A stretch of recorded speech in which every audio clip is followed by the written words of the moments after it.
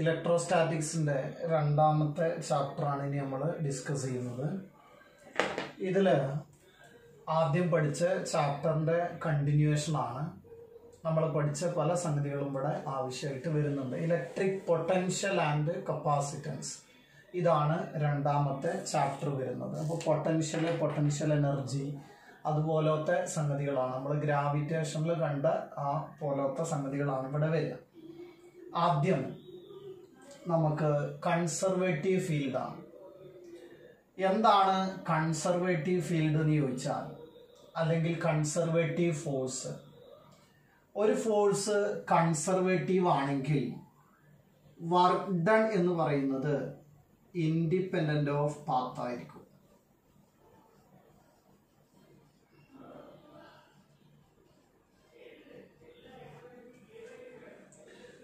ഒരു conservative field കൊണ്ടുള്ള work done അല്ലെങ്കിൽ കൺസർവേറ്റീവ് ഫോഴ്സ് കൊണ്ടുള്ള work done independent of path ആയിരിക്കും. അല്ലെങ്കിൽ നേരെ തിരിച്ചു പറയാം, ഒരു ഫോഴ്സ് കൊണ്ടുള്ള work done independent of path ആണെങ്കിൽ അതൊരു കൺസർവേറ്റീവ് ഫോഴ്സ് ആയിരിക്കും.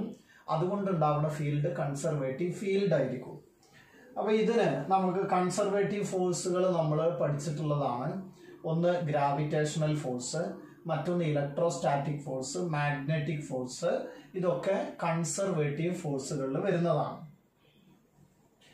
ഈ കൺസർവേറ്റീവ് ഫീൽഡിൽ നമ്മൾ ഈ പൊട്ടൻഷ്യൽ എനർജി ഒക്കെ ഡിഫൈൻ ചെയ്യുന്ന നേരത്ത് ആ കൺസർവേറ്റീവ് ഫോഴ്സിന് ഓപ്പോസിറ്റ് ആയിട്ട് നമ്മൾ എക്സ്റ്റേണലി ഒരു വർക്ക് ചെയ്യും.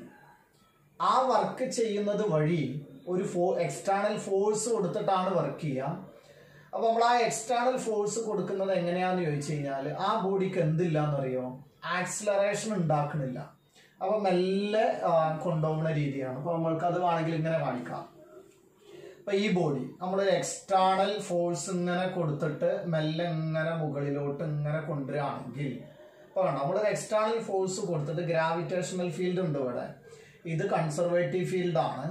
പക്ഷെ ആ ബോഡിയെ നമ്മൾ എക്സ്റ്റേണൽ ഫോഴ്സ് കൊടുത്തപ്പോൾ അതിന് ആക്സിലറേഷൻ ഇല്ലാതെയാണ് എന്ത് ചെയ്യുന്നത്, കൊണ്ടുപോകുന്നത്. അങ്ങനെ ഞാനിങ്ങനെ ആക്സിലറേഷൻ ഇല്ലാതെ ഇങ്ങനെ കൊണ്ടുപോയിട്ട് ഇവിടെ വെച്ചു എന്ന് കരുതുക. അപ്പൊ ഞാൻ ചെയ്ത വർക്ക് ഡൺ എവിടെ, ആ വർക്ക് ഡൺ ഇതിലെ പൊട്ടൻഷ്യൽ എനർജി ആയിട്ട് മാറിയിട്ടുണ്ടാവും. അപ്പോൾ നമ്മൾ ഈ കേസിലൊക്കെ വർക്ക് ഡൺ എന്തായിട്ട് മാറും, പൊട്ടൻഷ്യൽ എനർജി ആയിട്ട് മാറും. പക്ഷെ അവിടെ ഒരുപാട് കണ്ടീഷൻസ് നമ്മൾ പറഞ്ഞിരുന്നു കേട്ടോ. വിത്തൗട്ട് ആക്സിലറേഷൻ ആണ്.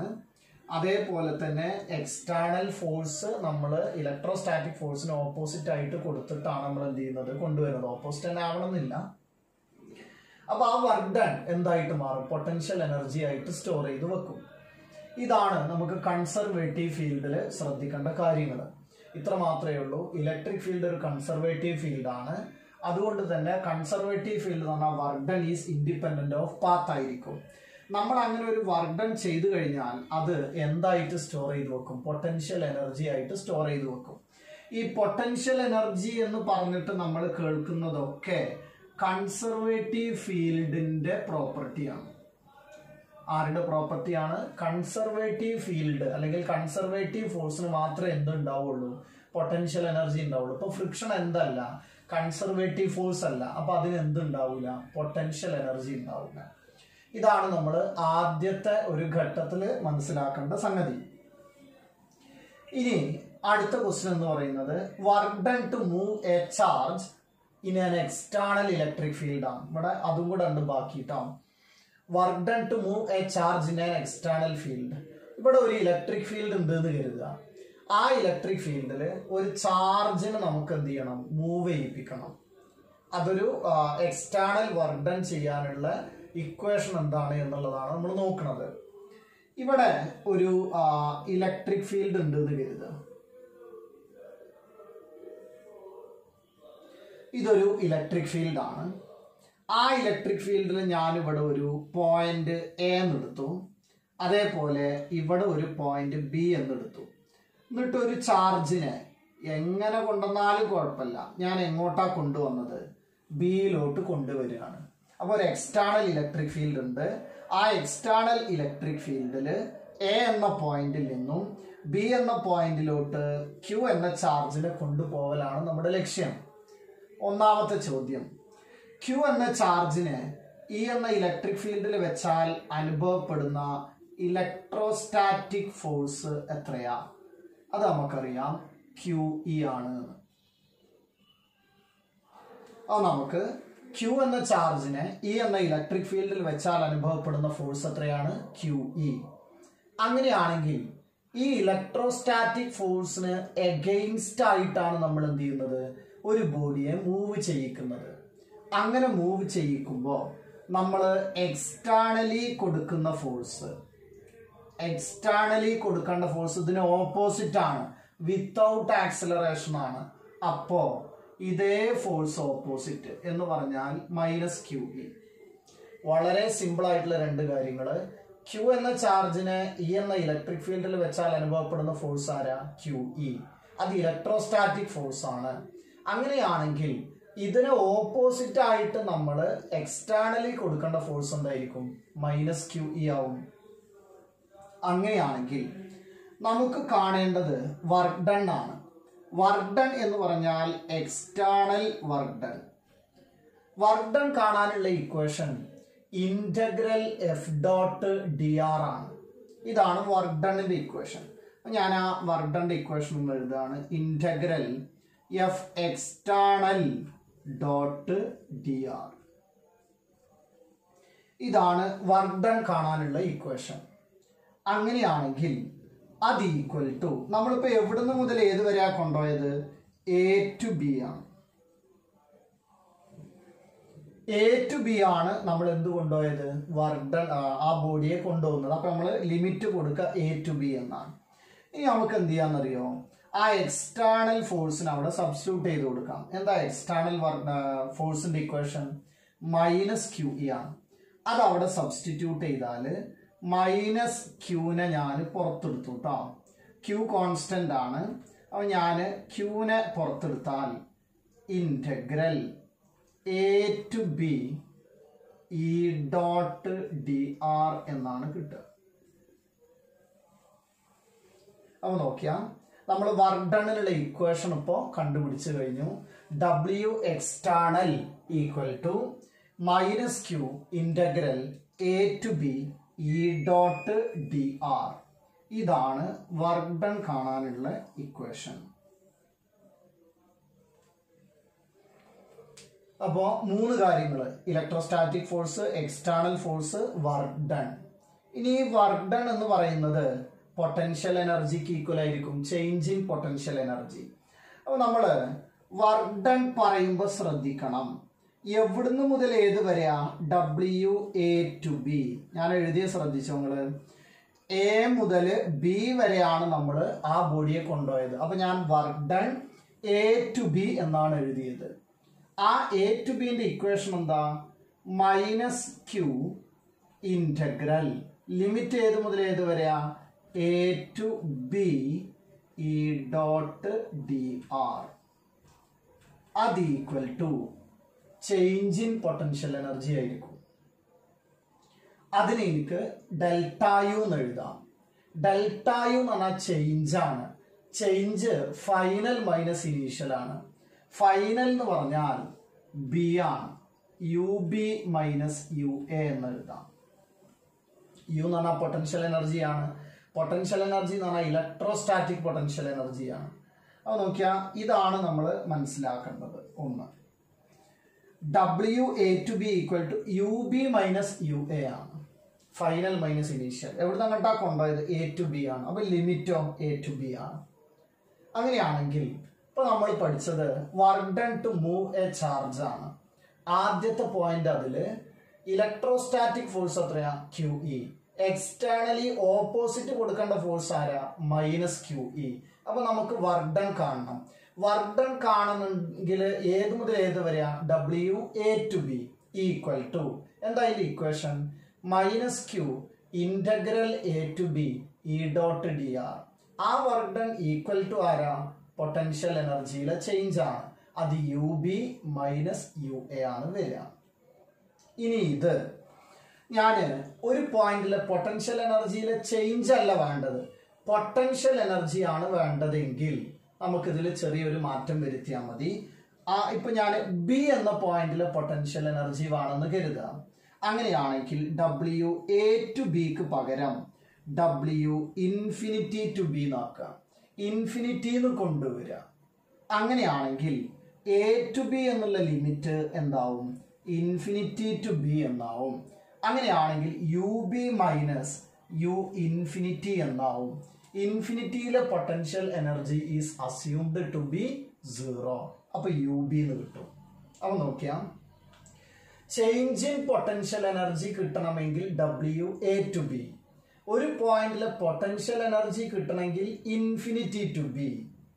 അപ്പൊ നമ്മൾ ആ ഇക്വേഷൻ പറയുമ്പോൾ W A to B equal to minus Q integral A to B E dot D R equal to U B minus U A. ഇനി ഒരു പോയിന്റിലെ പൊട്ടൻഷ്യൽ എനർജി പറയണമെങ്കിൽ W infinity to B equal to minus Q integral infinity to B E dot D R equal to U B minus U infinity ആണ്. അതിലെ U infinity എത്രയാ? Potential energy at infinity is assumed to be 0. അപ്പൊ എത്ര കിട്ടും? U B എന്ന് വരും. അപ്പൊ നമുക്ക് ആദ്യത്തെ സംഗതികളായി. ആദ്യം നമ്മൾ പറഞ്ഞിരുന്നത് കൺസർവേറ്റീവ് ഫോഴ്സ് ആണ്. ആ കൺസർവേറ്റീവ് ഫോഴ്സ് എന്ന് പറഞ്ഞാൽ work done is independent of path ആണ്. ഇനി നമുക്ക് ഇലക്ട്രോസ്റ്റാറ്റിക് പൊട്ടൻഷ്യൽ നോക്കാം. ഇലക്ട്രോസ്റ്റാറ്റിക് പൊട്ടൻഷ്യലിന്റെ ഡെഫിനിഷൻ ആണ് നമുക്ക് ആദ്യം വേണ്ടത്. അപ്പൊ ആ ഒരു ഡെഫിനിഷൻ പറയുന്ന രീതി നിങ്ങൾ നോക്കണം കേട്ടോ. ഇപ്പോ ഇൻഫിനിറ്റിയിൽ നിന്ന് ഒരു പോയിന്റിലോട്ട് ബി എന്ന പോയിന്റിലോട്ട് നിങ്ങൾക്ക് വർക്ക് ഡൺന്റെ ഇക്വേഷൻ അറിയാം. അപ്പൊ ഞാൻ ബി എന്ന പോയിന്റിലോട്ട് ഇൻഫിനിറ്റിയിൽ നിന്ന് ഒരു ചാർജിനെ കൊണ്ടുവരണമെങ്കിൽ അതിന്റെ വർക്ക് ഡൺ പറയുകയാണെങ്കിൽ W infinity to B equal to minus Q integral infinity to B E dot D R. അതാണ് നമ്മുടെ വർക്ക് ഡൺ കിട്ടുക. ഇനി ആ ഇക്വേഷനിലെ ചാർജ് ഇപ്പൊ നമ്മൾ ഒരു ക്യൂ എന്ന ചാർജിനെ കൊണ്ടുവരാനുള്ള വർക്ക് ഡൺ ആണത്. അതിന് പകരം ക്യൂ എന്ന ചാർജിന് പകരം നമ്മൾ യൂണിറ്റ് പോസിറ്റീവ് ചാർജിനെ കൊണ്ടുവരികയാണെങ്കിൽ ആ ക്യൂവിന്റെ സ്ഥാനത്ത് +1 കൂളംബ് വെച്ച് കൊടുക്കണം. അപ്പൊ ആ ക്യൂ എന്നുള്ളത് 1 ആയിട്ട് മാറും. അപ്പൊ വർക്ക് ഡൺ ഇക്വേഷൻ എന്താ കിട്ടുക? മൈനസ് ഇന്റഗ്രൽ, ആ ക്യൂ 1 ആയി പോയി, minus integral infinity to B E dot D R എന്നാണ് ഇക്വേഷൻ കിട്ടുക. അപ്പോ വർക്ക് ഡൺ ആണ് നമ്മൾ മുമ്പ് കണ്ടത്. ഇപ്പോ വർക്ക് ഡൺ പെർ യൂണിറ്റ് ചാർജാ കണ്ടത്. നമ്മൾ ഇലക്ട്രിക് ഫീൽഡിൽ force acting per unit charge പോലെ ഇപ്പൊ നമ്മൾ കാണുന്നത് ഏതാണ്? Work done per unit charge ആണ്. അപ്പൊ ഡബ്ല്യു ബൈ ക്യൂ ഇതാണ് ആര്? പൊട്ടൻഷ്യൽ എന്ന് പറയുന്നത്. അപ്പോ പൊട്ടൻഷ്യലിന്റെ ഡെഫിനിഷൻ ആണ് നമ്മൾ ഇനി പറയാൻ പോണത്. നോക്കിക്കോളൂ കേട്ടോ. അപ്പൊ അത് വർക്ക് ഡൺ ആണ് ഈ പൊട്ടൻഷ്യൽ എന്ന് പറഞ്ഞാല്.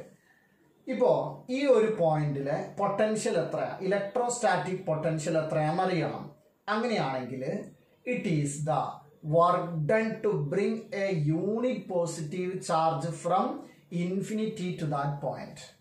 Potential at a point is defined as the work done to bring a unit positive charge from infinity to that point. അതാണ് ഡെഫിനിഷൻ വരിക. അപ്പോ അതിന്റെ സിമ്പൽ ആണ് വി എന്ന് പറയുന്നത്.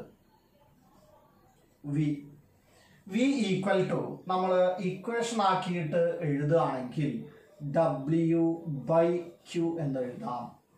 അപ്പോൾ പൊട്ടൻഷ്യലിന്റെ ഇക്വേഷൻ ആണ് ഇപ്പൊ നമ്മൾ കണ്ടത് അല്ലേ? വി ഈക്വൽ ടു ആരാണ്? W by Q. അത് ഒരു പോയിന്റിലെ പൊട്ടൻഷ്യൽ ആണ് നമ്മൾ പറയുന്നത്, ഒരൊറ്റ പോയിന്റിലെ പൊട്ടൻഷ്യൽ കേട്ടോ. അങ്ങനെയാണെങ്കിൽ നോക്കൂ, ഞാൻ അത് ഇങ്ങനെയും കൂടെ എഴുതാമാണെങ്കിൽ വി ബി എന്ന് പറഞ്ഞാൽ എന്താ അർത്ഥം? ബി എന്ന പോയിന്റിലെ പൊട്ടൻഷ്യൽ എന്ന് പറഞ്ഞാൽ ഡബ്ല്യു ഇൻഫിനിറ്റി ടു ബി ആണ്, ഡിവൈഡഡ് ബൈ ക്യൂ ആണ്, ഈക്വൽ ടു നമുക്ക് വർക്ക് ഡൺ ഇക്വേഷൻ എഴുതണം. Minus integral infinity to B E dot D R ഇതാണ് ആ പോയിന്റിലെ പൊട്ടൻഷ്യലിന്റെ ഇക്വേഷൻ വരിക. ഓക്കെ, അപ്പോൾ നമുക്ക് ആ പോയിന്റിലെ പൊട്ടൻഷ്യൽ കിട്ടി. ഇനി രണ്ട് പോയിന്റുകൾ തമ്മിലുള്ള പൊട്ടൻഷ്യൽ ഡിഫറൻസ് വേണമെന്ന് കരുതുക.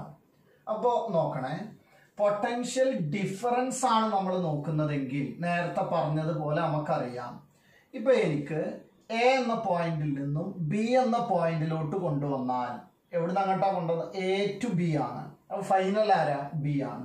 അപ്പോൾ V B minus V A, അതിനെയാണ് നമ്മൾ വി ബി എ എന്ന് വിളിക്കുക.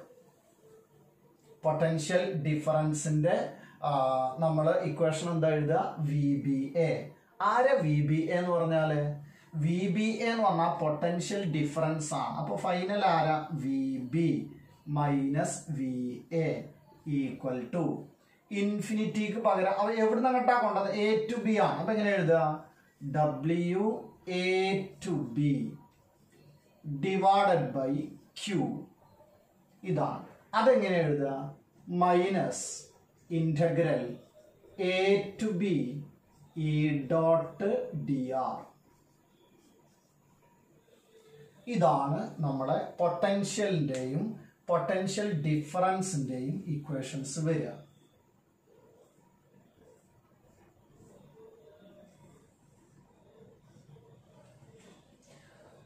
നോക്കൂ, ആദ്യം പൊട്ടൻഷ്യലിന്റെ ഡെഫിനിഷൻ.